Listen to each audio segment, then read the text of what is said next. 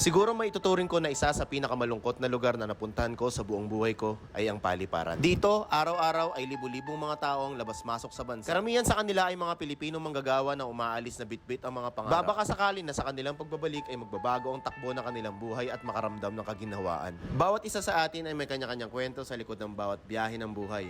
At ito na nga ang kwento sa likod ng bawat pagsasakripisyo.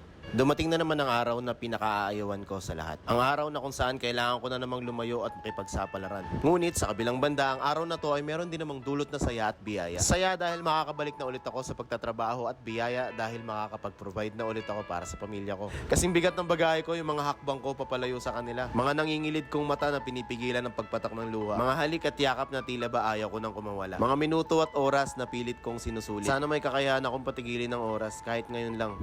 Kahit ngayon lang sana. Yung mga ganitong eksena yung talagang tumitibag sa tibay. Yung akala mong ang lakas-lakas mo na pero hindi mo namamalayan, bigla na lang palang papatak yung mga luha. Okay lang yan pre, iiyak mo lang, hindi yan nakakabawa sa pagkalalaki. Diba sobrang sarap sa feeling pagkatapos mo umiyak para kang na full charge ulit. Nagkaroon ka na naman ng panibagong lakas para magpatuloy sa kung ano man yung ginagawa mo. Ramdam kita, alam ko minsan nagsasawa at napapagod ka na rin. Pero hindi hindi yun siguro sapat na dahilan para tumigil ka at hindi magpatuloy, diba? Andyan yung mga taong nagmamahal sa'yo, mga taong lagi naghihintay sa pagbabalik mo.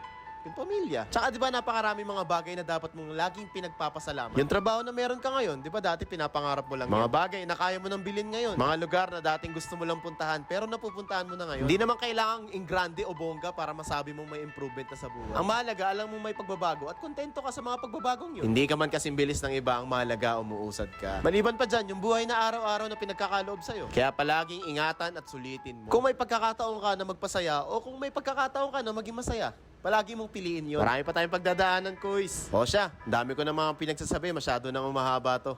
Next time na lang ulit tayo magkwentuhan, kaibigan.